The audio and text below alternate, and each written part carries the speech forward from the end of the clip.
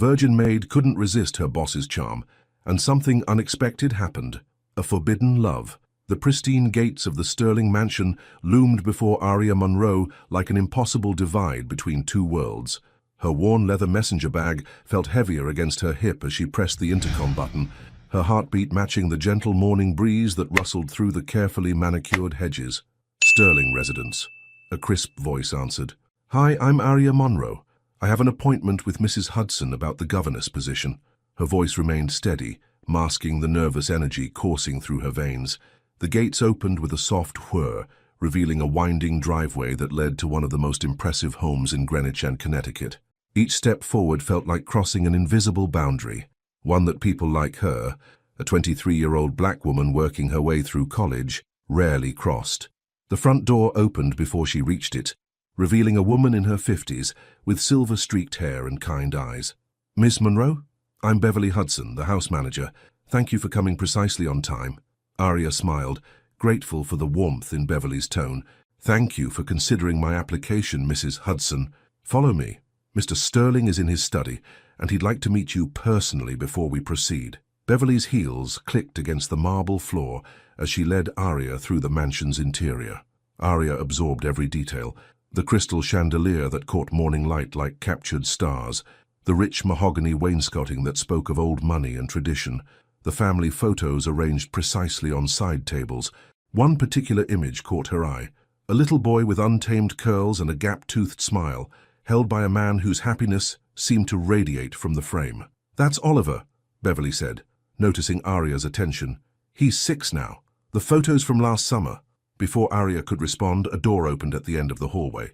Grey Sterling emerged, his presence immediately commanding attention. At 35, he carried himself with the unconscious authority of someone who had inherited responsibility along with wealth. His dark suit was impeccably tailored, but it was the subtle shadows under his eyes that caught Aria's attention, the mark of someone carrying invisible weights.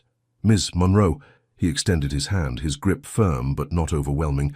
"Thank you for coming. Please, step into my study." The study felt like a separate world within the mansion. While the rest of the house gleamed with polished perfection, this room lived and breathed. Books lined floor-to-ceiling shelves, their spines showing evidence of frequent use. A child's drawing sat framed on the desk, stick figures labeled Daddy and Oliver, holding hands under a crayon sun. "Please sit." Gray gestured to a leather chair before settling behind his desk. "Mrs. Hudson speaks highly of your references, but I'd like to hear directly from you. Why are you interested in this position?" Aria straightened her spine, meeting his gaze directly. "I believe in the power of education to transform lives, Mr. Sterling. I'm studying to become a teacher, and while this position would help me financially complete my degree, it's more than that. I understand Oliver lost his mother 2 years ago. Children need more than just academic guidance during such times. They need someone who sees them, who understands that learning happens through both books and emotional growth." Something shifted in Gray's expression, a subtle softening around the eyes, a barely perceptible lowering of his guard. "Oliver is everything to me. Since losing Rebecca, he's struggled to connect with the tutors we've hired. They're all qualified, but they treat him like a task to be managed rather than a child to be nurtured." "Children aren't tasks, Mr. Sterling. They're whole people with their own inner worlds. Sometimes, the most important lesson isn't in any textbook. It's learning how to process feelings too big for their small hearts to handle alone."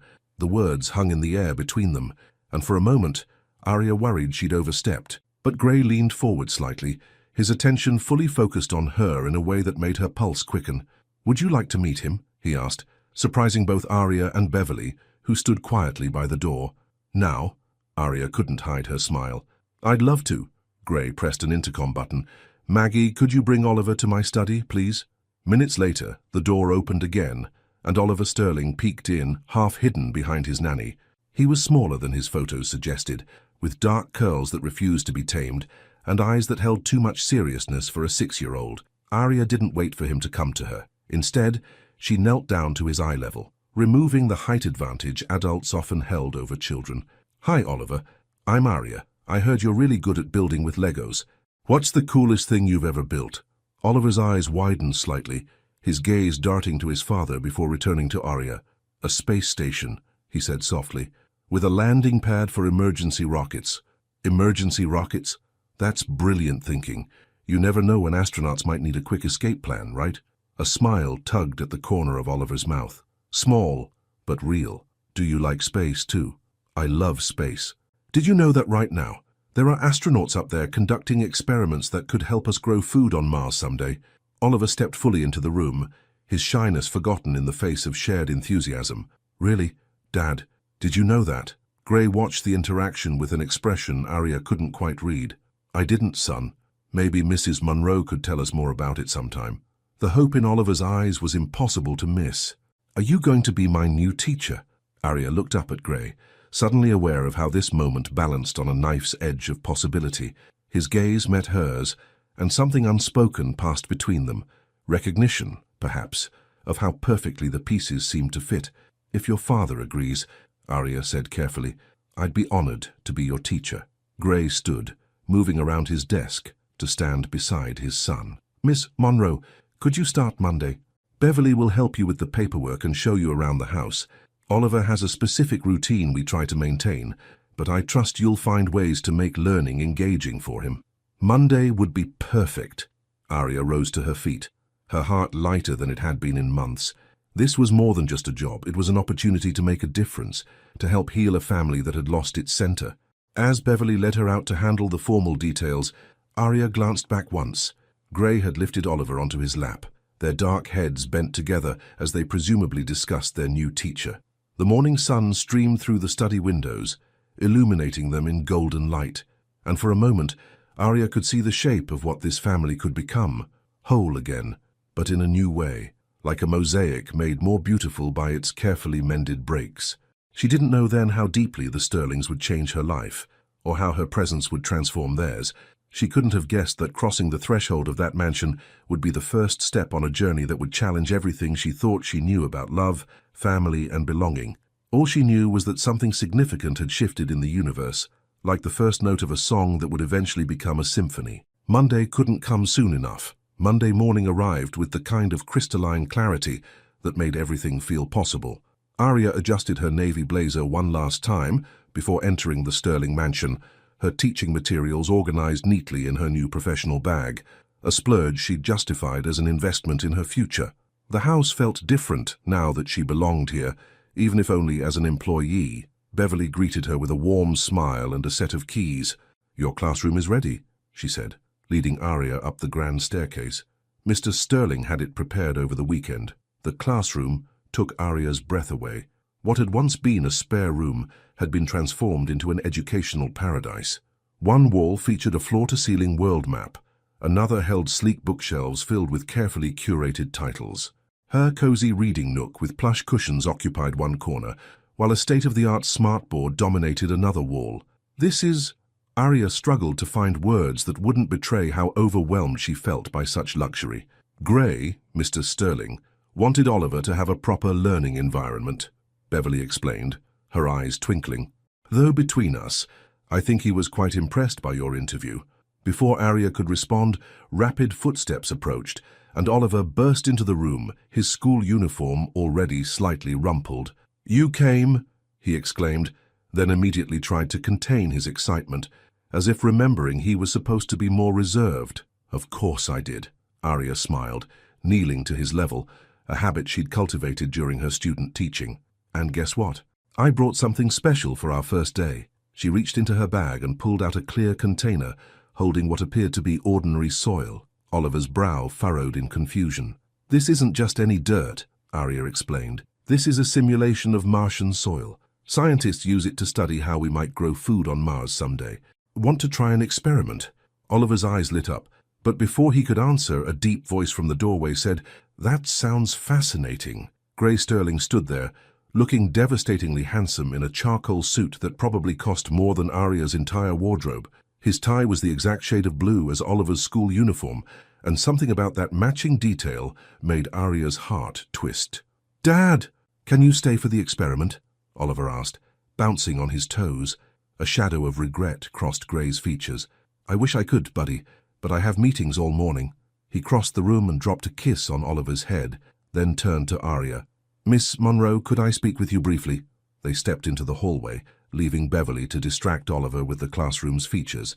Up close, Gray's cologne, something woodsy and expensive, made it hard for Arya to maintain her professional composure.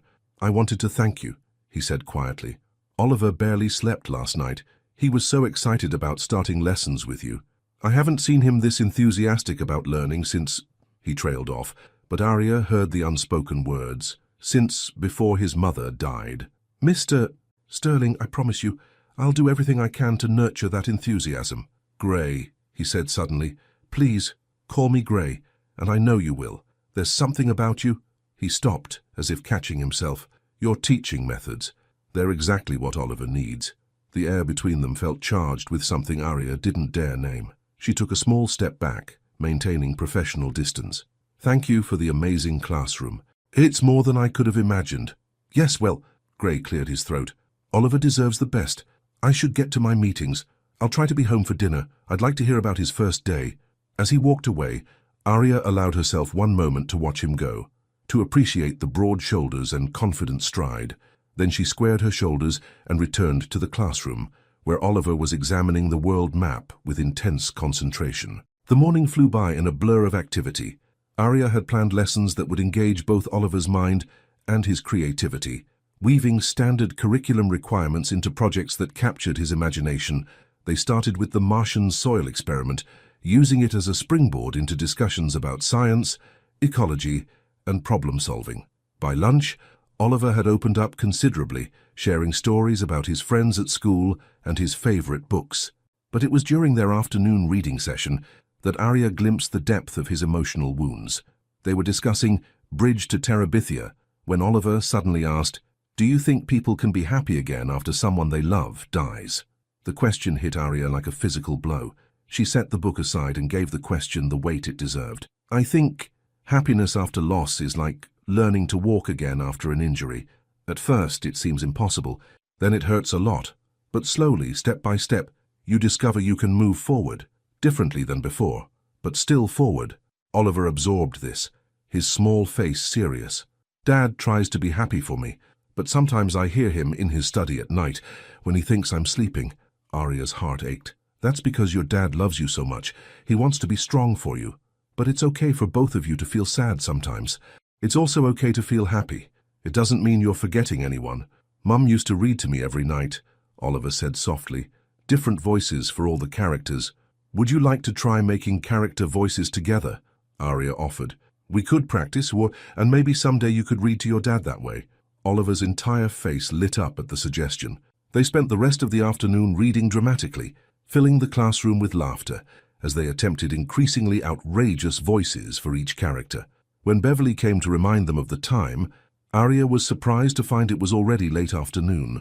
She helped Oliver pack his bag, making sure he had everything he needed for his homework. "Will you be here tomorrow?" he asked, that familiar uncertainty creeping back into his voice. "Every weekday," Arya promised. "And tomorrow, we're going to learn about the ancient Egyptians. I heard you like pyramids." "I do!" Oliver hugged her impulsively, then stepped back, looking embarrassed by his own enthusiasm. After he left with Beverly, Arya began organizing the classroom for the next day. She was so absorbed in her task that she didn't hear Gray return until he spoke from the doorway. "I see Oliver's not the only one who loses track of time when learning is this engaging." Arya jumped slightly, turning to find him leaning against the doorframe, his tie loosened and jacket gone. The casual pose made him look younger, more approachable, and infinitely more dangerous to her peace of mind. "Mr. Sterling Gray," she corrected herself. "I was just preparing for tomorrow's lessons." "Ancient Egypt," he nodded at the materials on her desk. Oliver mentioned it at least 10 times during dinner. He also demonstrated every single character voice you two practiced today. "I hope that was okay," Arya said quickly. "I know it's not traditional teaching methods, but—" "It's perfect," Gray interrupted, moving into the room. "Do you know what I heard tonight that I haven't heard in 2 years? My son's real laugh. Not the polite one he uses to make everyone think he's okay, but his actual uninhibited laugh." He was standing too close now, close enough that Arya could see the faint stubble on his jaw, the tiny lines at the corners of his eyes. Her heart hammered against her ribs. "Oliver is an amazing child," she said softly. "He just needs space to be himself, both the happy and sad parts." "You see him," Gray murmured. "Really see him. Do you know how rare that is?" Their eyes met, and for a moment the air felt electric with unspoken possibilities. Then Gray stepped back, running a hand through his hair in a gesture that seemed unconscious. "I should let you finish up here. Do you need a ride home? I could have James drive you." "No, thank you, I have my car." Arya began gathering her things, very aware of his presence. "Of course. Well, good night then, Miss Monroe." "Arya," she said impulsively. "If I'm calling you Gray, you should call me Arya." He smiled, a real smile that transformed his entire face. "Good night, Arya." After he left, Arya sank into her chair, her heart racing. This job was supposed to be a stepping stone toward her teaching career, a way to pay for her degree. It wasn't supposed to make her feel like she was standing on the edge of something life-changing. But as she drove home that evening, the sunset painting the sky in shades of possibility, Arya couldn't shake the feeling that she had crossed an invisible line. In just one day, the Sterlings had begun to feel less like employers and more like something she wasn't ready to name. Tomorrow, she told herself firmly, she would establish better boundaries. Tomorrow, she would remember that this was just a job, that the warmth in Gray's eyes when he looked at her was probably just gratitude for helping his son. Tomorrow, she would be more professional, more detached, more sensible. But deep down, Arya knew it was already too late for that. 2 weeks into her new position, Arya had settled into a rhythm at the Sterling mansion. Her mornings began with preparing the classroom before Oliver arrived, eagerly bouncing in with stories from his previous evening or questions about the day's lessons. Their educational adventures had become the highlight of both their days, with Oliver blossoming under her guidance and care. But this morning was different. As Arya pulled into the circular driveway, she noticed an unfamiliar Bentley parked near the entrance. The car's presence felt like a harbinger, disrupting the peaceful routine she'd carefully constructed. Beverly met her at the door, looking uncharacteristically flustered. "Arya, dear, I should warn you, Mrs. Eleanor Sterling is here." The name sent a chill down Arya's spine. She'd heard about Gray's mother from the household staff, the family matriarch who controlled much of the Sterling fortune and wielded her influence like a precisely honed blade. "She's not usually here this early," Beverly continued in a hushed tone. "She arrived announced that she'll be observing Oliver's lessons today." Arya's heart skipped a beat, but she forced herself to remain calm. "Thank you for the warning, Beverly. I'll make sure everything is perfect."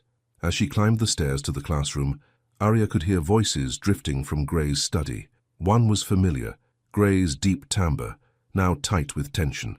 The other was cultured, sharp and unmistakably disapproving. "Really, Gray? A governess without any formal teaching credentials? What were you thinking?" "Mother, Arya is more than qualified. She's studying education at studying, so she's not even finished her degree. And you've entrusted Oliver's education to her." Arya forced herself to keep walking, even as the words cut deep.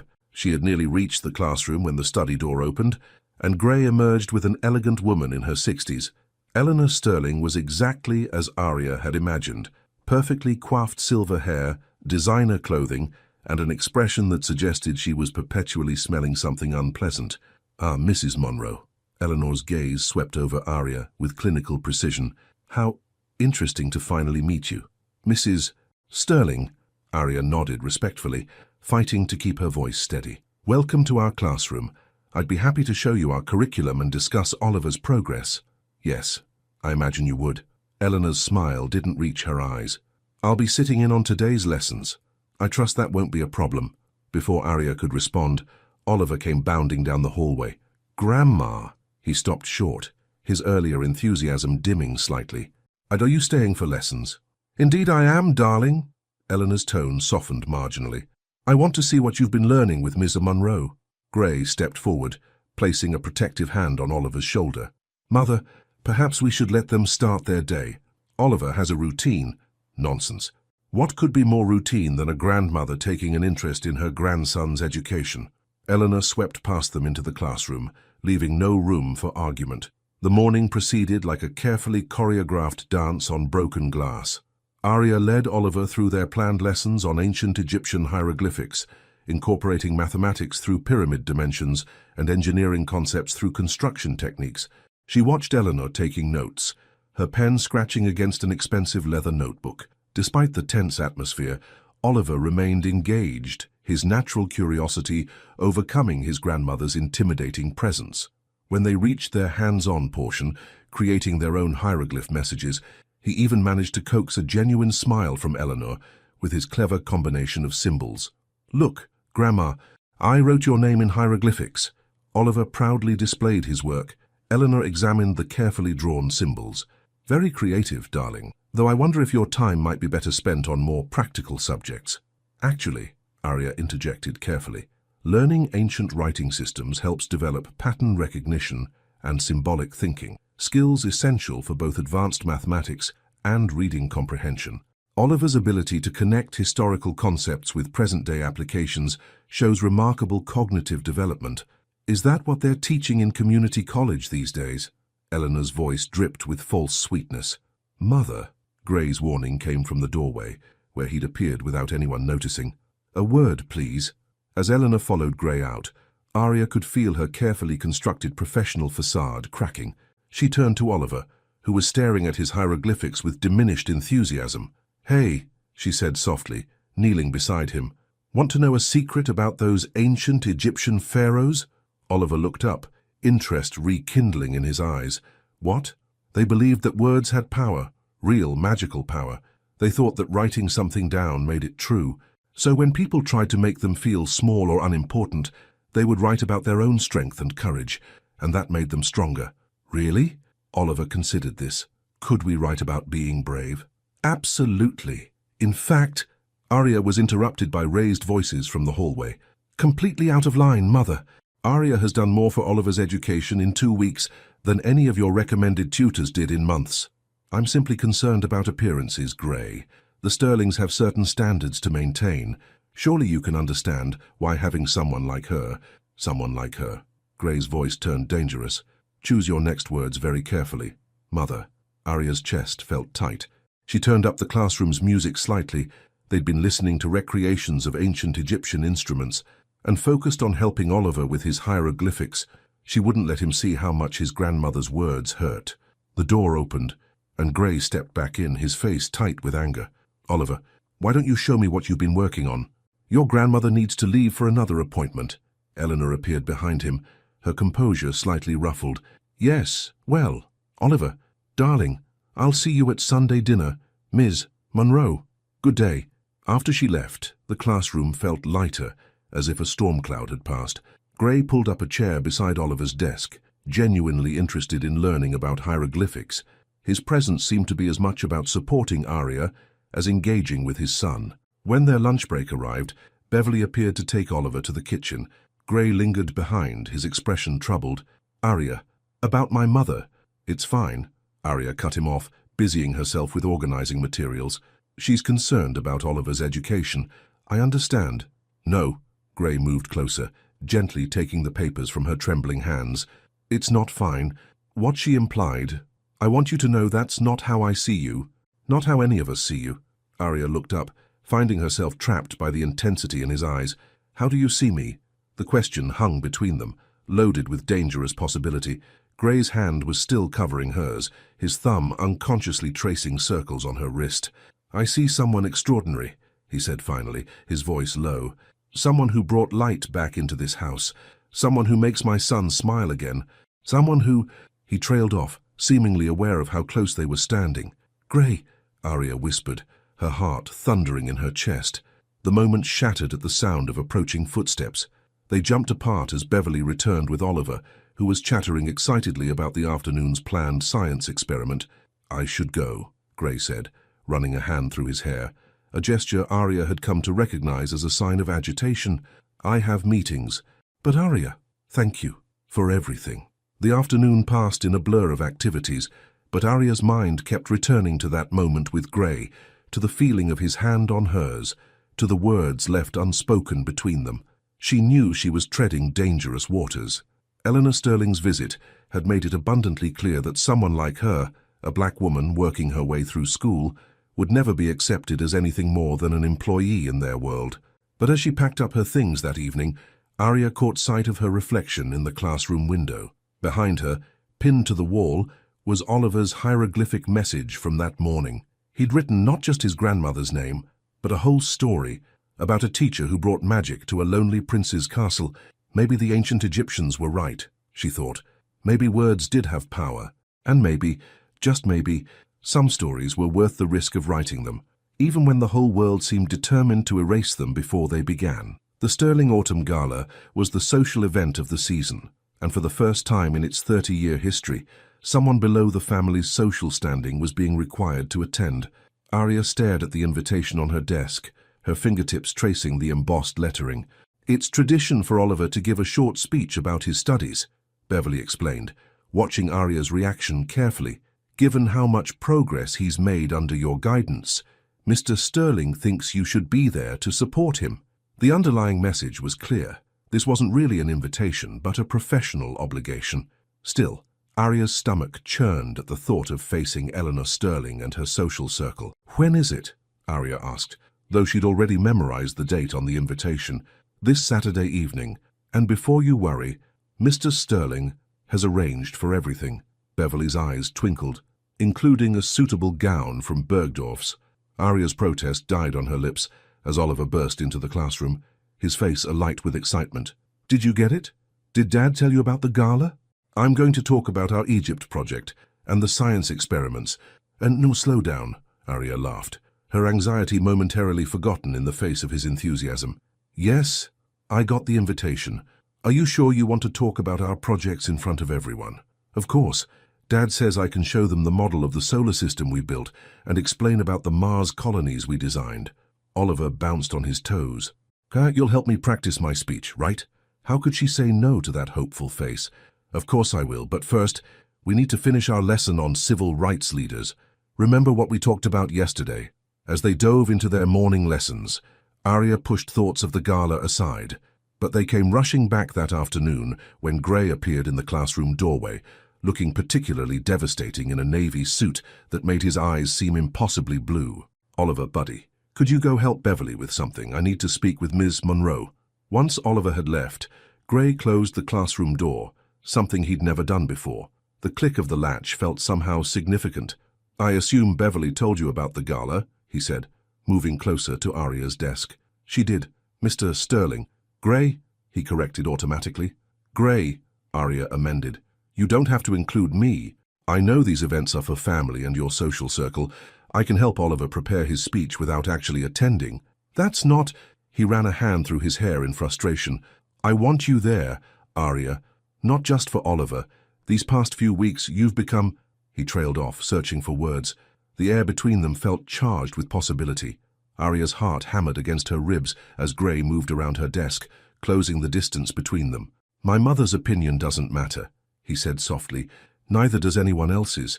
What matters is that this house felt dead before you came. What matters is that my son laughs again. What matters is that every morning I find myself looking forward to those brief moments when I might see you, hear your voice, catch your smile." Arya stood, needing to move, to create space before she did something dangerously unprofessional. But Gray caught her hand, his touch sending electricity through her veins. "Tell me you don't feel this too," he whispered. Before she could respond, a knock at the door forced them apart. Beverly entered with Oliver, who was clutching a stack of papers. "Dad, look what Arya helped me draw for my speech." The moment shattered, reality rushing back in. They spent the next few minutes examining Oliver's illustrations, both hyper-aware of their proximity, but maintaining careful distance. Later that evening, after Oliver had gone home with his father, Arya visited Bergdorf's. The sales associate was expecting her, leading her to a private fitting room where a selection of gowns awaited. "Mr. Sterling was very specific about the color palette," the associate explained, showing her a stunning midnight blue gown with subtle silver beading. "He thought this would suit you perfectly." Arya's breath caught as she slipped on the dress. The fabric felt like liquid starlight against her skin, the cut both elegant and daring. Looking in the mirror, she barely recognized herself. "It's perfect," she whispered, then caught herself. "But I can't accept this." "That's too much." Mr. Sterling was quite insistent. The associate smiled. He also selected these. She opened a velvet box, revealing a delicate silver necklace and matching earrings. Arya's hands trembled as she touched them. "There's a note," the associate added, handing her a cream-colored envelope. Inside, in Gray's distinctive handwriting, "Let them see you as I do. G." The night of the gala arrived too quickly. Arya stood at the entrance to the Sterling Mansion's grand ballroom, feeling like an actress about to step onto a stage she hadn't rehearsed for. "You look beautiful," a familiar voice murmured behind her. Gray stood there in a perfectly tailored tuxedo, his eyes drinking her in with undisguised appreciation. "The dress? The jewelry? It's too much," Arya said softly. "It's not enough," he countered, offering his arm. "Fine, shall we?" The ballroom was a sea of wealth and privilege. Conversations quieted as they entered together, curious eyes following their progress across the floor. Arya spotted Eleanor Sterling among a group of society matrons, her expression darkening at the sight of them. "Ignore them," Gray whispered, leading her to where Oliver waited by the stage. The boy's face lit up when he saw her. "Arya, you look like a princess." His innocent enthusiasm drew genuine smiles from those nearby, temporarily displacing the undercurrent of judgment. But as the evening progressed, Arya couldn't ignore the whispers, the speculative glances, the way conversations stopped when she approached.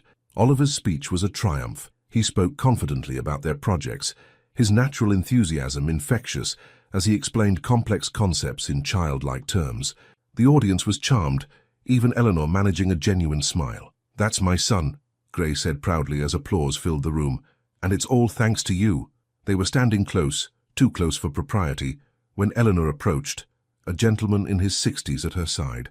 "Gray, darling, Dean Richardson from Yale has some fascinating insights about educational standards he'd like to share." The implied dismissal was clear. Arya stepped back, but Gray's hand found the small of her back, holding her in place.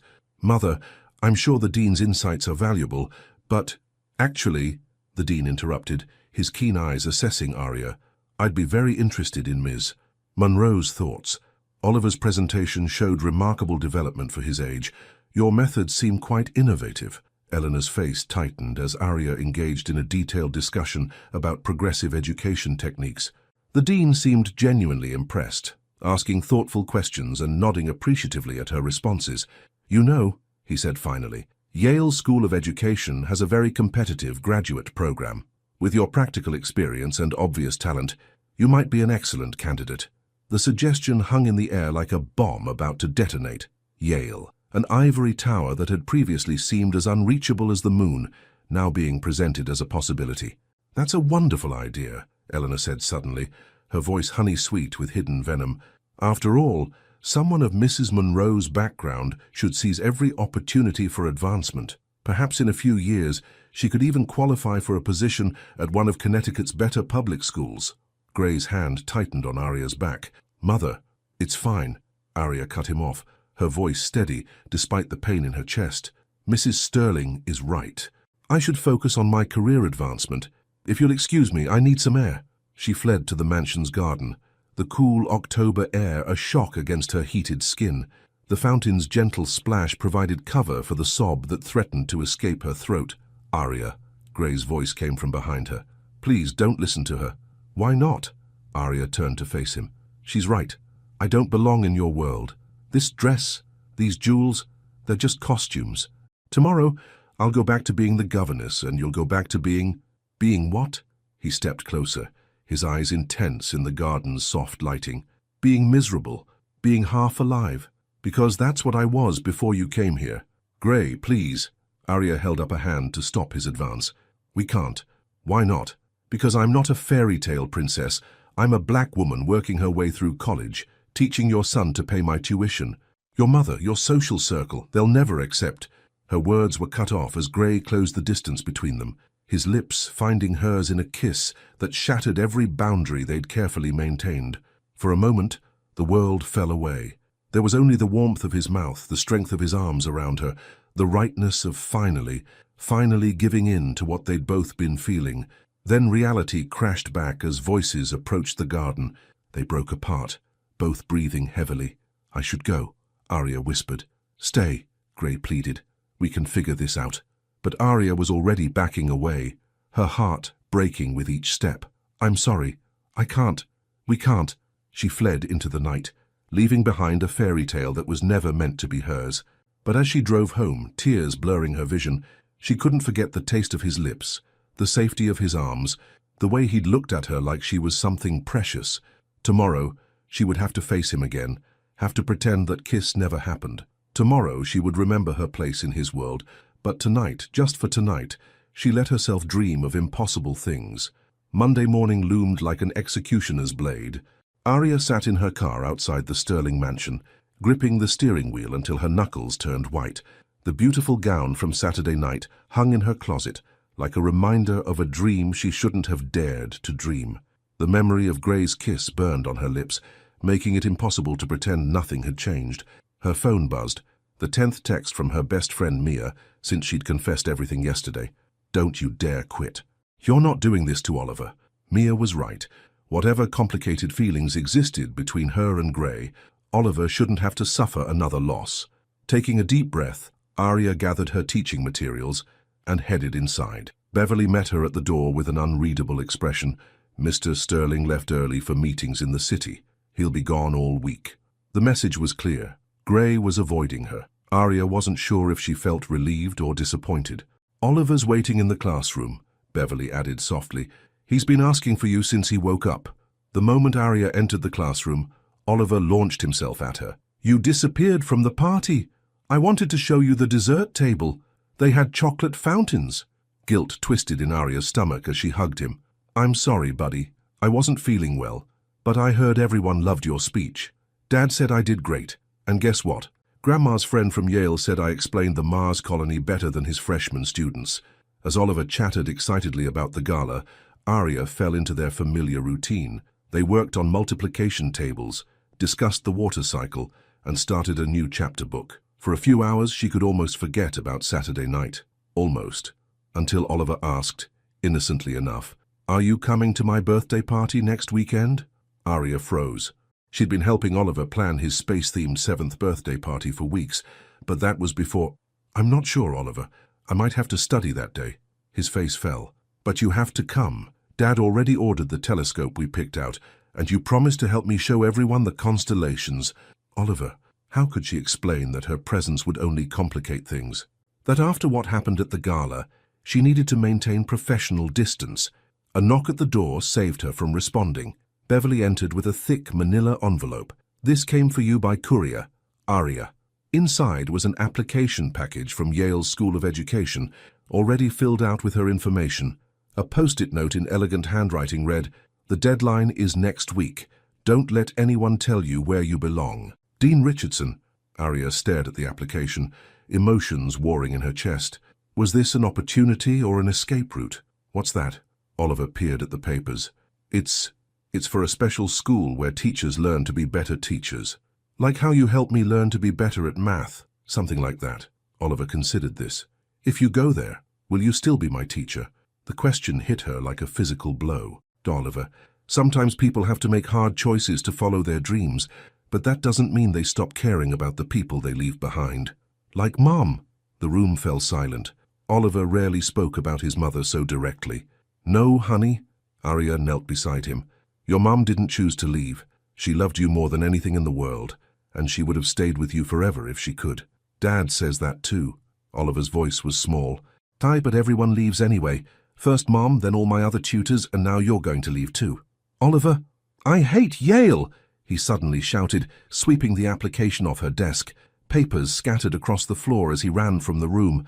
Arya found him in his favorite hiding spot, the window seat in the library, curled up with the stuffed astronaut she'd given him last week. "Can I join you?" she asked softly. A small nod. She settled beside him, not touching, just present. You know what the hardest part of being a teacher is. It's not the lessons or the grading or even dealing with Beverly's healthy snacks. That earned her a tiny smile. "The hardest part is caring so much about my students that sometimes my heart feels too big for my chest, and you, Oliver Sterling, have taken up the biggest space in that heart." He uncurled slightly. "Really? Really? Which is why I need you to understand something very important. I haven't made any decisions about Yale, and even if I did apply, even if I did go, it wouldn't change how much I care about you.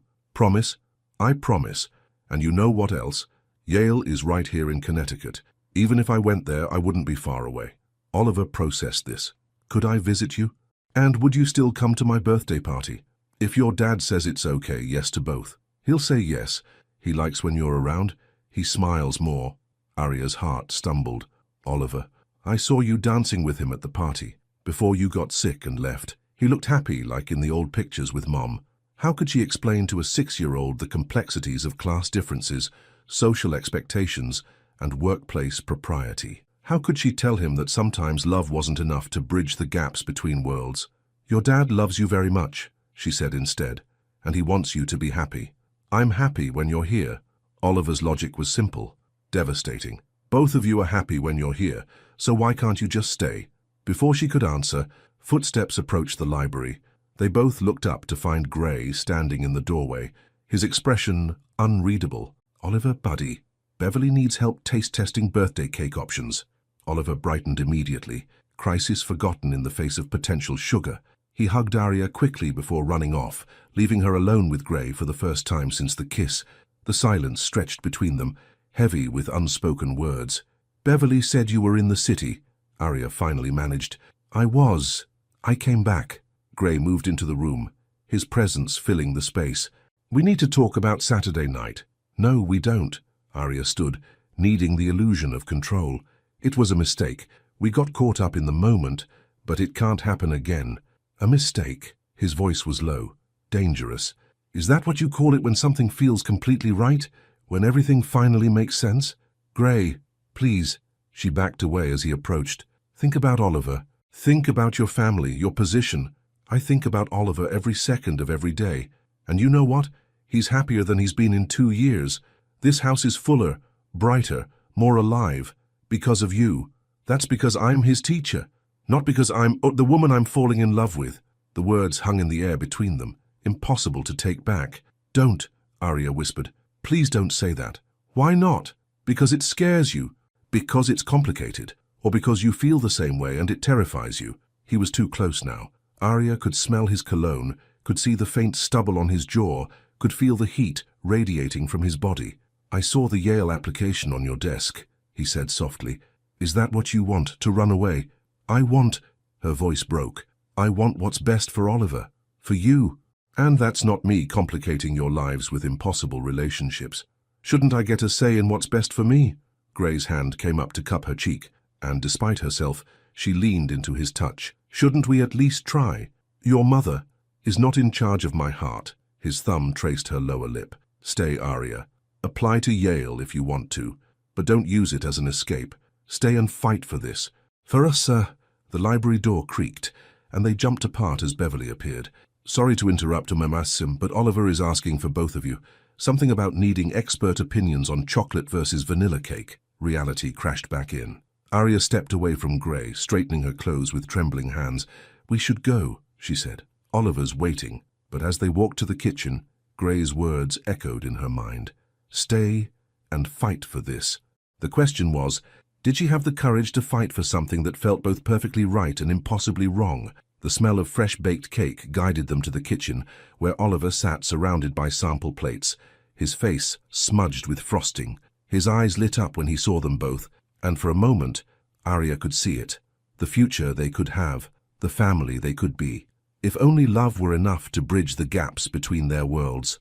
Oliver's birthday party transformed the Sterling Mansion's backyard into a miniature space station. Professional decorators had created a stunning replica of a lunar landing site, complete with a life-sized astronaut suit that kids could try on. The telescope Gray had ordered stood proudly on a raised platform, ready for the evening's stargazing activities.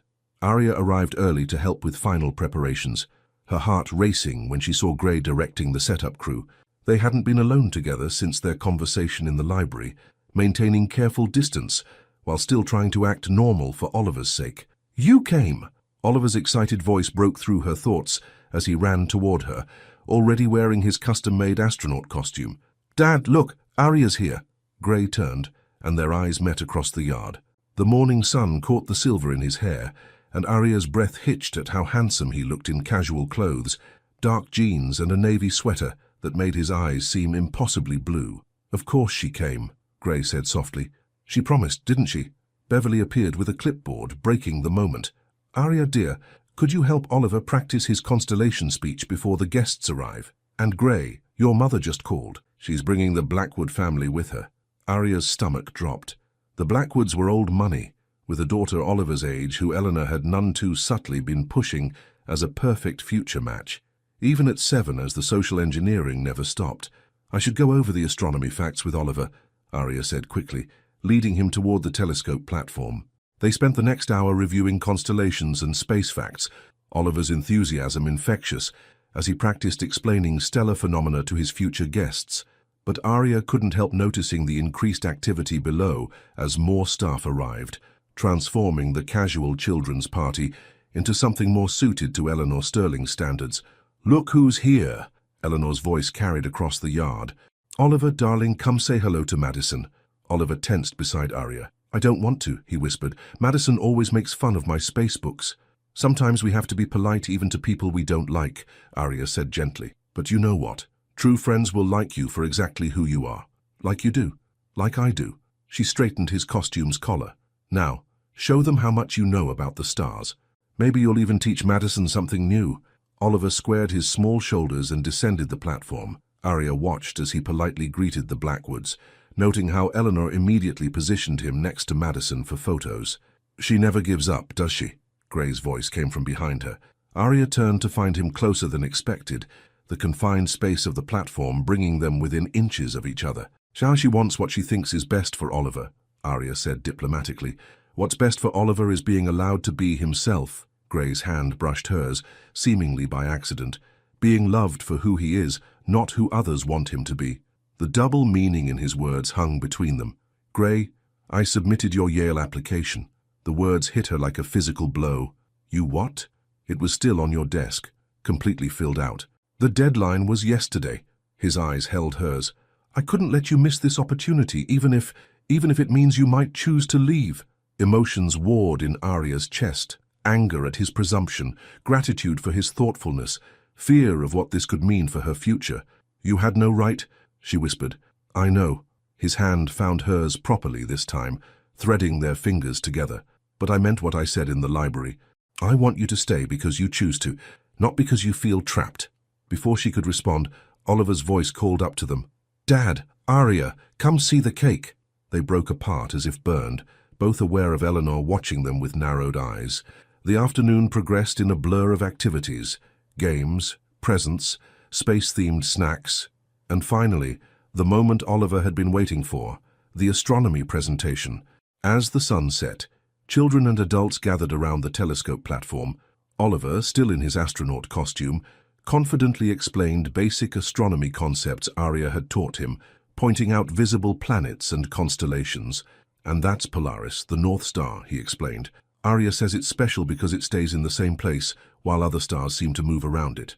Like how some people are constant in your life, helping you find your way when you're lost." Arya's eyes filled with tears at his impromptu addition. Across the platform, Gray was watching her with an intensity that made her heart race. "That's quite enough astronomy," Eleanor interrupted smoothly. "Madison, darling, why don't you show everyone the ballet routine you've been practicing?" "But we haven't seen Jupiter yet," Oliver protested. "Oliver," Eleanor's voice held a warning, "it's impolite to ignore your other guests' talents." "Actually," Gray stepped forward, his voice carrying authority, "I believe the birthday boy gets to choose the activities. And I, for one, would love to see Jupiter." The moment felt larger than just a children's party activity. It was Gray, publicly choosing his son's happiness over social expectations. The significance wasn't lost on Eleanor, whose lips pressed into a thin line. As Oliver continued his presentation, now even more enthusiastic, Madison Blackwood and her parents drifted away from the platform. Eleanor followed, her disapproval radiating like a cold front. Later, after the cake had been cut and most guests had left, Arya found Oliver sitting alone by the telescope, still in his costume, but with the helmet off. "Did I do okay?" he asked as she sat beside him. Grandma seemed mad. "You did amazingly." Arya pulled him into a side hug. "Your dad was so proud of you." "He was?" Oliver's face lit up. "Did you see how he told Grandma that my space stuff was important?" "I did. Your dad loves you very much, Oliver. He wants you to be happy being yourself, like how he's happier being himself when you're around." Arya's heart squeezed. "Oliver, I heard Grandma talking to Mrs. Blackwood," he continued.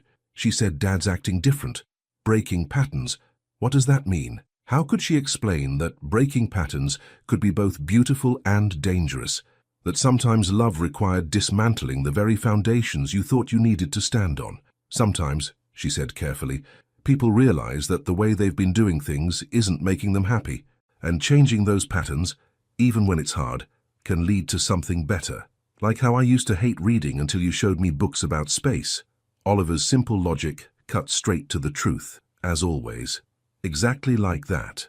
Aria, Oliver's voice was small, if you go to Yale, will you still help me break patterns? She hugged him tighter, breathing in the sweet smell of birthday cake in his hair. Oh, honey, no matter what happens, I'll always be in your corner. Some patterns are meant to be permanent, like how much I care about you.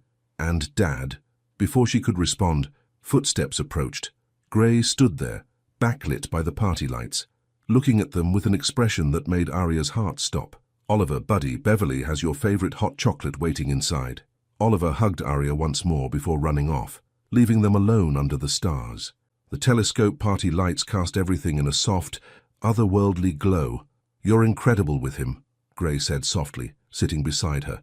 He's never connected with anyone like this since Rebecca died. He's an amazing child. Aria looked up at the stars, finding Polaris automatically.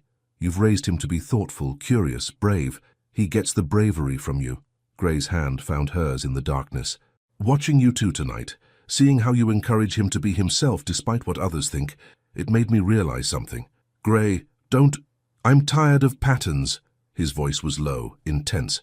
I'm tired of living up to everyone else's expectations. When Rebecca died, I thought I had to be perfect, the perfect widower, the perfect father, the perfect sterling heir. But you make me want to be real instead of perfect. He turned to face her fully, his free hand coming up to cup her cheek. The Yale application, that wasn't just about giving you options. It was about proving to you that I'm not afraid of change. If you get in, when you get in, we'll figure it out. Together, if you want to. Aria's heart thundered in her chest. Your mother will never accept this. I don't need her acceptance. I need you. The declaration hung between them, as bright and constant as Polaris above. Aria knew she should pull away, maintain professional distance, protect her heart. Instead, she found herself leaning into his touch. I'm scared, she whispered. Me too. His thumb traced her cheekbone. But someone very wise once told Oliver that being brave doesn't mean not being scared. It means doing what's right even when it terrifies you. Using my own words against me. Using your wisdom to finally be brave enough to do this. He kissed her then. Under the stars they'd spent the evening studying. This kiss was different from their first. Not a desperate confession, but a deliberate choice. His lips were soft against hers, tasting of birthday cake and possibility. When they finally broke apart, Aria rested her forehead against his. This won't be easy. The best patterns are the ones we create ourselves, Gray murmured. Let me help you break this one. Above them, Polaris shone steadily, a constant point in a changing sky. Below, in the warm circle of Gray's arms, Aria finally let herself believe that some risks were worth taking, some patterns worth breaking, and some loves worth fighting for, even if the fight had only just begun. The Yale acceptance letter arrived on a Tuesday morning, its weight far exceeding its physical presence. Aria stared at the official letterhead, her hands trembling as she read the words again. We are pleased to offer you admission to Yale School of Education's prestigious graduate program with a full merit scholarship. Her phone buzzed with Gray's morning text, a habit they'd developed since Oliver's birthday party 2 weeks ago. Coffee before class. Our usual spot. Their usual spot was a small cafe 3 blocks from the mansion, far enough to avoid gossip, close enough to maintain their carefully crafted illusion of propriety. But today, everything would change. I need to show you something, she texted back. Gray was already waiting when she arrived, 2 coffee cups on the table before him. His face lit up at the sight of her, then quickly shifted to concern as he registered her expression. What's wrong? Wordlessly, Aria handed him the letter. She watched his eyes scan the content, his face cycling through emotions, pride, joy, and something that looked suspiciously like fear. Full scholarship, he breathed. Aria, this is incredible. Is it? She sank into the chair opposite him, because all I can think about is Oliver, and you, and how this changes everything. Gray reached across the table, taking her hand. This changes nothing about how I feel about you. Yale is less than an hour away. We can make this work. Your mother's already suspicious. The board members' wives whisper every time I'm near Oliver in public. If we add a long-distance relationship to this, let them whisper. His grip tightened. I told you, I'm done living by their rules. Before she could respond, her phone chimed with a text from Beverly. Come quickly. Eleanor is here? Gray's phone buzzed simultaneously. His face darkened as he read the message. Mother's called an emergency board meeting. Apparently, there are concerns about the company's public image. They drove separately to the mansion, maintaining their careful facade. But the moment they arrived, it was clear something had shifted. Beverly met them at the door, her usually calm demeanor fractured with worry. She has photos, Beverly whispered. Of you two at the cafe. Other places, she's been having you followed. Arya's stomach dropped. Gray's jaw tightened as he pulled out his phone, quickly typing a message. I've called my lawyer, he said grimly. This ends today. Eleanor waited in Gray's study, a manila envelope on the desk before her. Oliver sat in a corner armchair, confusion evident on his small face as he clutched his favorite spacebook, the one Arya had given him. It's good, you're both here. Eleanor's voice dripped false sweetness. Oliver, darling, why don't you go with Beverly while the adults talk? No, Gray's voice was steel. He stays. Whatever you're planning, Mother, you might as well say it in front of everyone. Eleanor's smile tightened. Very well. She opened the envelope, spreading photographs across the desk. Would you care to explain these? The images told their story in frozen moments, Gray and Arya sharing coffee, walking in the park, their hands brushing as they reviewed Oliver's progress reports. Private moments made public by the cruel lens of surveillance. There's nothing to explain, Gray said evenly. I'm a single father spending time with my son's teacher, who happens to be an incredible woman I'm falling in love with. Oliver's head snapped up at this, his eyes wide as he looked between his father and Arya. Love, Eleanor's laugh was bitter. This isn't love, Gray. This is rebellion, or perhaps manipulation. She turned her gaze to Arya. Tell me, did you plan this from the beginning? Get close to Oliver, then seduce his vulnerable father. Was the Yale application part of your strategy? How dare you? Gray started, but Arya stepped forward. Mrs. Sterling. Her voice was calm, controlled. I understand you're afraid. Change is scary, especially when you think you're protecting your family. But I have never and would never manipulate anyone, especially not Oliver. Yet here you are, accepting expensive gifts, private meetings, and now a mysterious Yale acceptance with full scholarship. Eleanor pulled out another document. Do you know what else I found? Your mother worked as a housekeeper for 30 years. Like mother, like daughter, climbing the social ladder one wealthy family at a time. The words hit like physical blows. But before Arya could respond, a small voice cut through the tension. Stop being mean to her. Everyone turned to Oliver, who had risen from his chair, tears in his eyes but determination on his face. Oliver, Eleanor softened her tone. Darling, you don't understand. I do understand. You're trying to make Arya go away, just like you made my last 3 tutors go away. But Arya's different. She doesn't just teach me stuff. She helps me feel brave. She makes Dad smile again. She knows all about stars and space and she loves us. The last words hung in the air. Arya felt tears spill down her cheeks as Oliver ran to her, wrapping his arms around her waist. Please don't leave, he whispered. I don't care about Yale or anything else. Just stay. Gray moved to them, creating a physical barrier between his family and his mother. Oliver's right. Enough, Mother. You can either accept that things are changing, or you can step back from our lives. Your choice. Eleanor stood, her composure cracking slightly. The board meeting is in an hour. Think carefully about your next steps, Gray. The Sterling name is mine and Oliver's to define now. Gray's voice was firm. Thank you for your concern, but we'll handle our own future. After Eleanor left, the study fell silent except for Oliver's sniffles. Arya knelt to his level, wiping his tears. Hey, Space Captain, she said softly. That was very brave of you. Did you really get into Yale? He asked. I did. But Oliver, no matter what happens with Yale or anything else, you were right about one thing. She glanced up at Gray, who was watching them with love evident in his eyes. I do love you, both of you. Then stay, Oliver pleaded. We can all look at the stars together, and you can teach me more stuff, and maybe, he hesitated, then rushed on, maybe you could be like my new mum, not replacing my real mum, but like an extra mum. Arya's heart felt too big for her chest. She looked up at Grey, who had knelt beside them. "What do you say?" he asked softly. "Stay and fight this battle with us. It won't be easy. Mother will try everything to maintain control. The board might cause problems. Society will talk. But we can face it together." Arya looked between them. This man and this child, who had somehow become her whole world. The Yale acceptance letter felt heavy in her bag, but her heart felt lighter than ever. "Your grandmother was right about one thing," she said finally. "I am like my mother. She taught me that real love is worth fighting for, no matter what anyone else thinks." Grey pulled them both into his arms as Oliver cheered. Outside the study windows, storm clouds gathered, promising rough weather ahead. But in that moment, held in the embrace of this unlikely family she'd found, Arya knew they were strong enough to weather any storm. "The board meeting," she said suddenly, pulling back. "Grey, you should prepare." "Already done," he smiled, tucking a strand of hair behind her ear. "Called an emergency press conference for after the meeting. Thought it was time the world met the real Sterling family. All of us." "Are you sure?" "Once we go public, I've never been more sure of anything." He kissed her softly, making Oliver giggle. "Let them talk. We'll write our own story." Oliver tugged at their hands. "Can we practice my constellation speech for the press? I want to tell them about Polaris and how it helped us find our way to each other."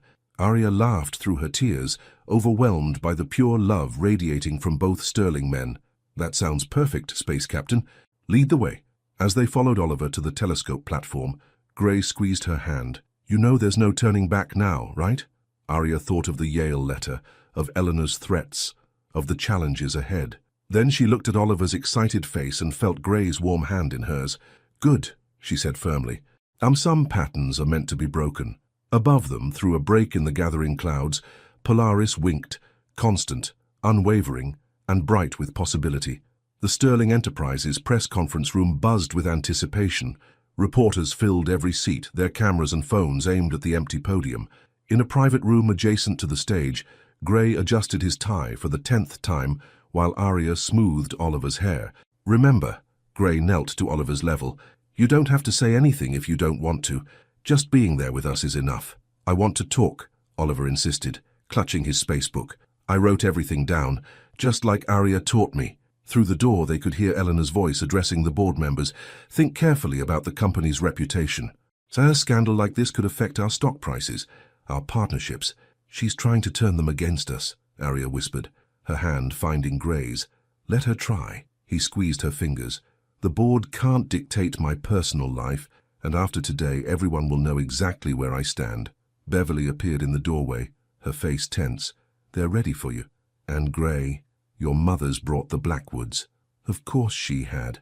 Eleanor's last attempt to present an alternative, the proper path she wanted her son to take. Grey's jaw tightened, but his voice remained calm. Perfect timing. Now everyone can witness exactly what choosing your own happiness looks like. As they moved toward the stage, Oliver tugged at Arya's hand. "Are you scared?" She knelt beside him, straightening his little bow tie. "A little. But you know what? Being brave means doing what's right even when you're scared. Like the astronauts when they first went to the moon." "Exactly like that." She kissed his forehead. "Ready for our next big adventure, Space Captain." Oliver's smile could have lit up the entire room. The moment they stepped onto the stage, camera flashes erupted like stars. Grey approached the podium, while Arya and Oliver sat in the chairs arranged behind him. In the front row, Eleanor sat between Mr. and Mrs. Blackwood, her expression carved from ice. "Thank you all for coming," Grey began, his voice steady. "I've called this press conference to address recent speculation about my personal life and the future of Sterling Enterprises." More cameras flashed. In the back of the room, Arya spotted Dean Richardson from Yale, his presence a silent show of support. "For the past 7 years," Grey continued, "I've led this company according to others' expectations. After losing my wife, I thought maintaining perfect control was the only way to honor her memory and protect our son.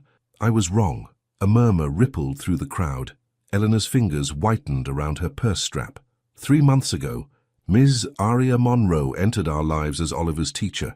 She brought with her not just educational expertise, but a reminder of what it means to live authentically, to choose joy over appearance, and to love without reservation. He turned, meeting Arya's eyes. "In these months, I've watched my son flourish under her guidance. I've seen him rediscover his love of learning, his confidence, his laughter. And in the process, I found myself remembering how to live rather than just exist. This is ridiculous, Eleanor's voice carried from the front row. Gray, think about what you're doing. I am thinking, Mother. For the first time in years, I'm thinking clearly. He squared his shoulders. Yes, Arya and I have begun a relationship. Yes, she's been accepted to Yale's School of Education with a full scholarship, an achievement she earned through her own merit and dedication. And yes, this challenges the social expectations many of you have for the Sterling family. Cameras clicked frantically as reporters scribbled notes.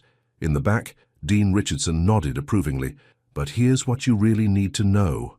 Gray's voice softened as he looked at Oliver. My son would like to say something. Oliver stood, clutching his book as he approached the podium. Gray lifted him so he could reach the microphone. Hi. Oliver's voice wavered slightly before finding strength. I want to tell you about stars.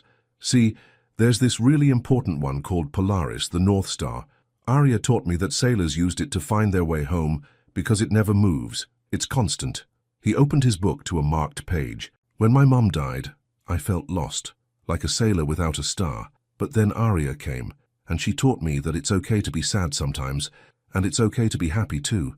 She's like our Polaris, helping us find our way back to being happy. In the audience, and several reporters wiped their eyes.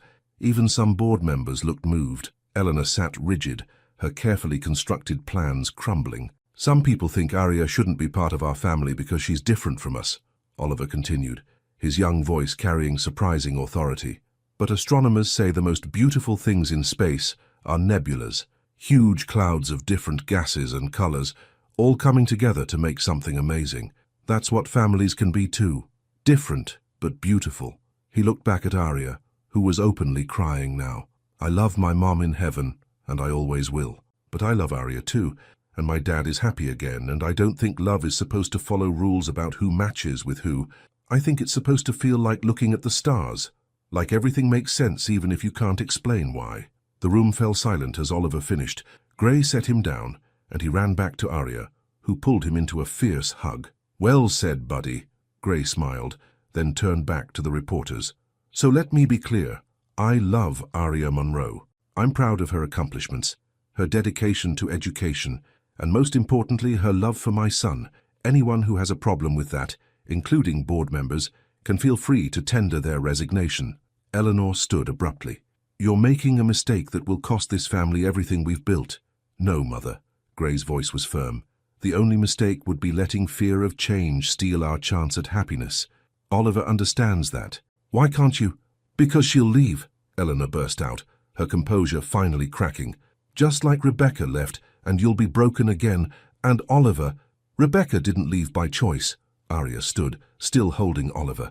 She was taken by tragedy. But love, real love, it's not about who leaves. It's about who chooses to stay, to fight, to build something new from the broken pieces. She walked to the podium, taking Gray's hand. I'm not trying to replace anyone. I'm just adding my own light to this family's constellation. And yes, I'll go to Yale, because Gray and Oliver believe in my dreams just as much as I believe in theirs. But I'll come home to them every night, because that's what family does. Oliver tugged at Gray's sleeve. Dad, can we show them the surprise now? Gray smiled, pulling a small velvet box from his pocket. The room erupted in gasps and camera flashes as he turned to Arya. I was going to wait, do this privately. But Oliver's right. Some moments deserve witnesses. He opened the box, revealing a stunning ring with a star-shaped diamond. Arya Monroe, you've taught us that the bravest thing we can do is choose love over fear. Will you choose us? Forever. Time seemed to stop as Arya stared at the ring, then at Gray's hopeful face, then at Oliver's excited bouncing. In the audience, Eleanor stood frozen, the Blackwoods forgotten beside her. Dean Richardson smiled broadly from the back row, while Beverly dabbed her eyes near the door. This was it, the moment of no return. Yale, the press, society's judgment, Eleanor's disapproval, all of it faded against the simple truth shining in Gray's eyes and Oliver's smile. Yes, Arya whispered, then louder. Yes.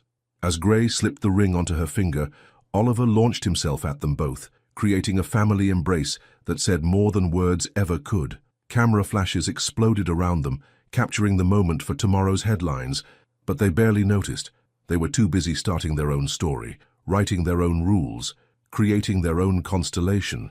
In the end, Eleanor's carefully constructed social matrix couldn't compete with the simple power of love chosen freely, of family built on understanding rather than obligation, of happiness claimed rather than inherited. As they left the press conference, Oliver pointing out Polaris in the early evening sky, Arya felt the weight of the ring on her finger, not as a chain binding her to someone else's expectations, but as an anchor securing her to the family she'd chosen and who had chosen her in return. Some loves were worth fighting for, some stories needed to be rewritten, and some families, like the most beautiful nebulas in space, were made more extraordinary by breaking the traditional patterns and creating their own magnificent design. The media storm following the Sterling Enterprises press conference was exactly what Eleanor had feared.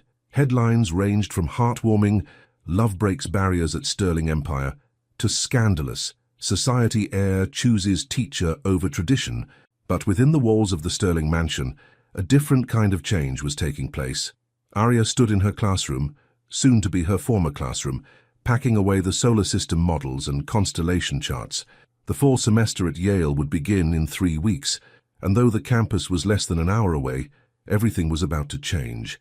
"Do we have to take down the stars?" Oliver asked from the doorway, his voice small. Arya turned to find him clutching a cardboard box labeled Space Station Command Center, his special corner of the classroom where they'd planned imaginary missions to Mars.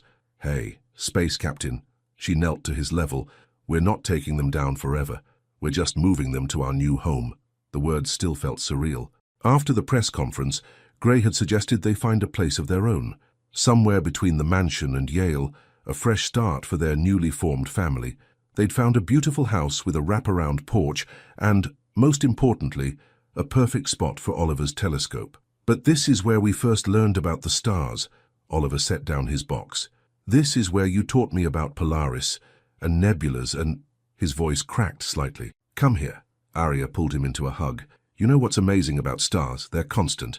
No matter where we go, they'll be there. Just like how my love for you and your dad doesn't change just because we're moving. Promise.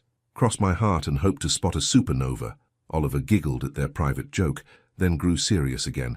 "Is Grandma ever going to visit our new house?" The question hit Arya hard. Since the press conference, Eleanor had retreated to her summer home in the Hamptons, communicating only through lawyers regarding company matters. Her absence clearly weighed on both Oliver and Gray, though neither said it directly. "I think," Arya chose her words carefully, "sometimes people need time to adjust when things change. Your grandma loves you very much, even if she has trouble showing it right now. Dad says she's being stubborn. Well, sometimes love makes people stubborn. They get so focused on what they think is best that they forget to ask what actually makes people happy. Like how Grandma wanted me to be friends with Madison instead of learning about space." Exactly like that. Arya stood, surveying the half-packed classroom. "But you know what? True love means supporting someone's dreams, even when they're different from what you imagined." A knock at the door interrupted them. Beverly stood there, her eyes suspiciously moist. "The moving trucks are here, and you have a visitor." Eleanor Sterling stepped into the classroom, impeccably dressed as always but somehow smaller than Arya remembered. Her eyes took in the partially dismantled space-themed decor, lingering on the wall where Oliver's achievements had been proudly displayed. "Grandma!" Oliver's initial excitement faltered as he remembered he was supposed to be mad at her. "Hello, darling." Eleanor's voice was soft. "I thought, well, I brought you something." From her designer bag, she pulled out a carefully wrapped package. Oliver looked to Arya for permission before accepting it. Inside was a leather-bound book, Advanced Astronomical Theory for Young Scientists. "I had it specially printed," Eleanor explained, as Oliver reverently opened the cover. "It combines university-level concepts with explanations suitable for gifted children. I thought perhaps you and Arya could read it together, at your new home." The words hung in the air like an olive branch. Oliver looked between his grandmother and Arya, hope dawning on his face. "Does this mean you'll come visit us?" he asked. "Dad built a platform for my telescope, and Arya says we can see Jupiter really clearly from there." Eleanor's composure cracked slightly. "I would like that very much, if it's all right with your father and Arya." It was the first time Eleanor had used Arya's first name. The significance wasn't lost on anyone. "You know," Arya said carefully, Oliver's been working on a theory about how nebulas form. He could probably use an extra perspective when we test it. Really? Eleanor turned to her grandson. Tell me about this theory. As Oliver launched into an excited explanation, Gray appeared in the doorway. He froze at the sight of his mother, but something in the tableau before him, Oliver gesturing animatedly while Eleanor listened with genuine interest, Arya watching them both with gentle understanding, made him step forward instead of back. "Mother," he said softly, "you're here." Eleanor straightened, but her hand remained on Oliver's shoulder. I've been doing a lot of thinking about patterns and breaking them, and how sometimes the most beautiful things come from unexpected combinations. Like nebulas, Oliver piped up. "Yes, darling, like nebulas." Eleanor turned to face Gray and Arya fully. "I won't pretend this is easy for me. I was raised with certain beliefs about family, about society, about what makes a proper match. But these past weeks, watching the press coverage, reading what people are saying, do you know what stood out most?" She gestured to Oliver's space corner. Every interview mentioned how Oliver has transformed, how he's excelling academically, but more importantly, how he's happy, really, truly happy. And I realized, isn't that what I wanted all along? For my family to be happy. "Mom!" Gray's voice was rough with emotion. "I can't promise I'll get everything right," Eleanor continued. "I'll probably still slip up, say the wrong thing, forget that love doesn't follow social rules, but I'd like to try to be part of this new constellation you're creating." Arya felt tears sliding down her cheeks as Gray crossed the room to embrace his mother. Oliver joined them, then tugged on Arya's hand until she completed the family circle. "See?" he said proudly. "Just like we learned about gravitational forces, everything that's meant to be together finds its way back." Beverly appeared again, dabbing her eyes. "I hate to interrupt, but the movers need to know which boxes go to the new house and which stay here." "Actually," Eleanor cleared her throat, "I had an idea about that. Oliver's space corner. Perhaps we could recreate it in my sitting room. For when he visits, we could set up a secondary command center." Oliver's eyes lit up. "With a backup telescope for emergency astronomical events. I think that could be arranged." Eleanor smiled, a real smile that made her look years younger. "And perhaps we could start a new tradition. Sunday dinners at your new home. I'd like to get to know my future daughter-in-law properly." The olive branch had become a bridge. Arya squeezed Gray's hand as he replied, "We'd love that, Mother." As they worked together to pack up the classroom, deciding what would go to the new house and what would create Oliver's backup command center at his grandmother's, Arya felt the last piece of their puzzle falling into place. This wasn't an ending, it was a beginning. Yale classes would start soon, bringing new challenges and opportunities.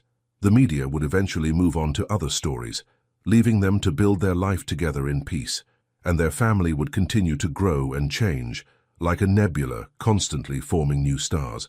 Later that evening, as they stood on the porch of their new home watching the movers unload the last boxes, Oliver tugged on Eleanor's sleeve. "Grandma, want to see something cool? Zarya taught me how to find Polaris without a telescope."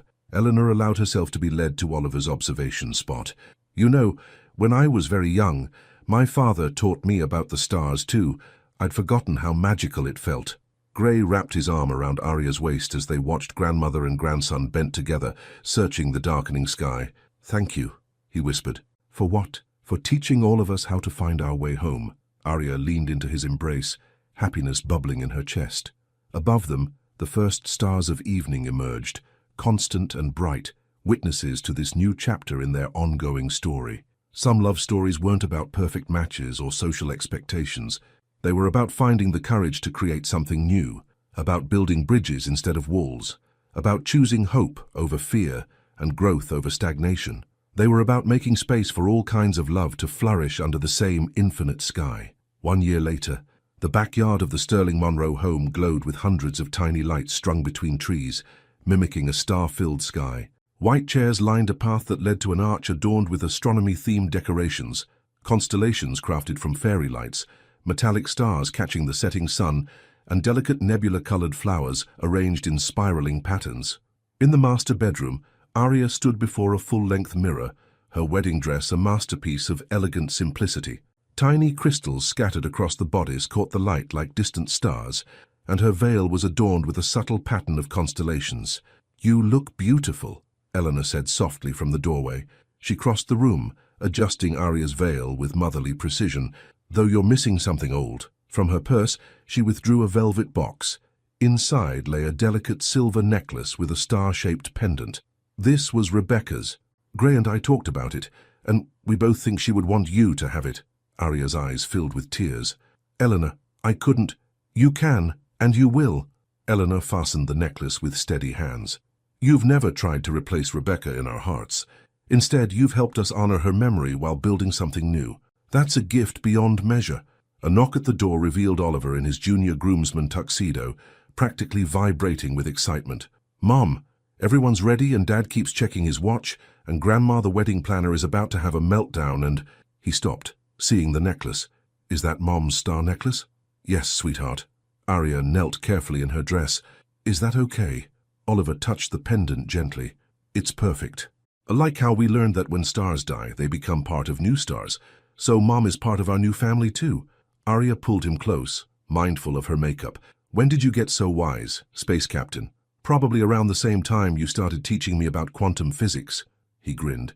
"Dad says I get my brains from you now." "Speaking of your father," Eleanor checked her elegant watch, "we should get started before he sends a search party." "Oliver, take your position. Arya, dear, take a moment. I'll make sure everything's ready." Once alone, Arya turned back to the mirror. The past year had been a whirlwind, starting Yale, planning the wedding, helping Oliver adjust to their new family dynamic. There had been challenges, of course.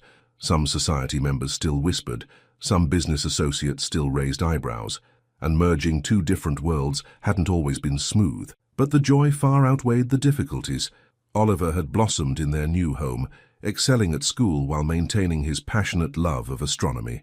Gray had transformed Sterling Enterprises' corporate culture, emphasizing innovation and inclusion over tradition for tradition's sake. And Eleanor had become not just an ally, but a true friend, channeling her organizational skills into wedding planning with surprising enthusiasm. Another knock heralded Beverly's arrival. "Ready, dear, your father's waiting outside." Arya took one last look in the mirror, touching Rebecca's necklace gently. Then she squared her shoulders and stepped into the hallway, where her father waited in his first-ever tuxedo. "Baby girl," he breathed, eyes shining. "You look like a constellation come to life." The ceremony passed in a blur of emotions. Arya would later remember key moments with crystal clarity. Oliver's proud face as he carried the rings, Eleanor dabbing tears beside a beaming Beverly, the look of pure love in Gray's eyes as she walked down the aisle. But mostly, she would remember the feeling of rightness, of pieces falling perfectly into place. Their vows, naturally, referenced the stars. Gray spoke of Polaris, guiding him home, of love burning brighter than any sun. Harriet talked about nebulas and new formations, about families built from stardust and dreams, and Oliver, in a surprise edition, read a poem he'd written about different kinds of light finding their way to each other across the universe. At the reception, Eleanor clinked her glass for attention. "A year ago," she began, "I thought I knew exactly what this family needed. I had plans, expectations, carefully plotted courses. But life, like the cosmos my grandson so loves to study, has a way of showing us new possibilities." She turned to the newlyweds. "Arya, when you first entered our lives, I saw only what I wanted to see. Differences, challenges, complications. What I missed was the light you brought with you, the way you helped my grandson shine brighter, the way you gave my son permission to be truly happy again, the way you taught all of us that love transcends every boundary we try to place around it." Raising her glass, she continued, "So here's to the Sterling Monroe constellation. May it continue to grow, to shine, and to remind us all that the most beautiful patterns are the ones we create ourselves." Later, as they swayed to their first dance, Gray whispered, "Happy." Arya looked around at their gathered loved ones. Oliver was teaching Eleanor and Beverly some complicated-looking dance moves. Her parents were chatting comfortably with Gray's business associates. Dean Richardson from Yale sat with her professors, probably discussing her upcoming thesis on innovative education methods. "More than happy," she replied. "Complete." A touch on her arm interrupted them. "Dad! Mom! Come quick, you can see Jupiter really clearly right now." They followed Oliver to the telescope he'd insisted on setting up for the reception. As they took turns looking at the bright planet, Arya felt the perfection of the moment settle into her bones. This was their story, not a fairy tale of instant acceptance, but a real love story about building bridges, breaking patterns, and choosing joy. About a little boy who saw magic in the stars, a man who learned to live again, and a woman who dared to reach for both her dreams and her heart. "Make a wish," Oliver said, as a shooting star streaked overhead. "That's what you taught me, Mum. Shooting stars are for wishes." Arya pulled him close with one arm while keeping her other hand in Gray's. She didn't need to wish for anything. Everything she wanted was right here under the vast, glittering sky. Eleanor joined them, pointing out constellations she'd learned from Oliver. Beverly brought out sparklers, their light joining the stars above.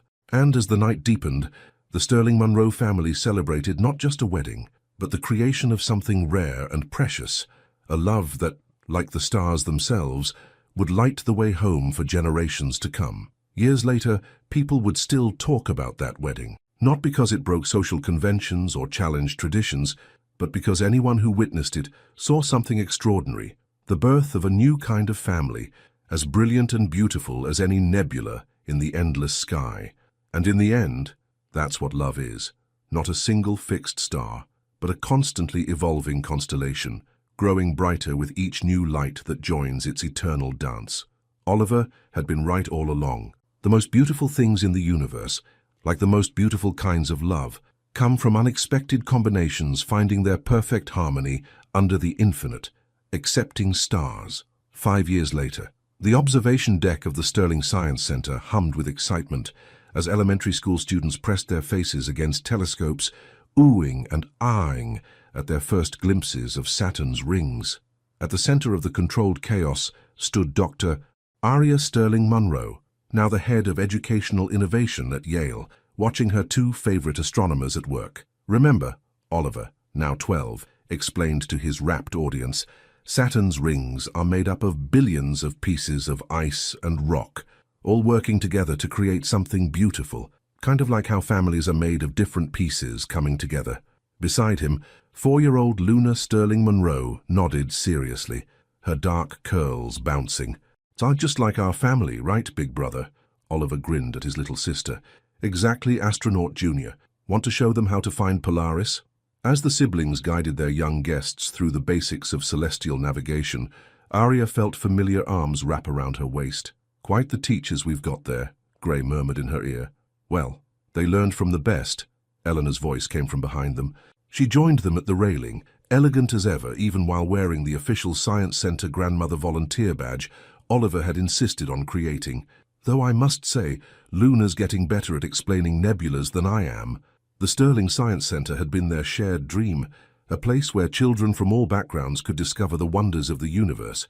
Its scholarship program, funded by Sterling Enterprises, ensured that no curious mind was turned away due to financial constraints. "Mom," Luna called out, "tell them about the story of how you and Daddy fell in love under the stars."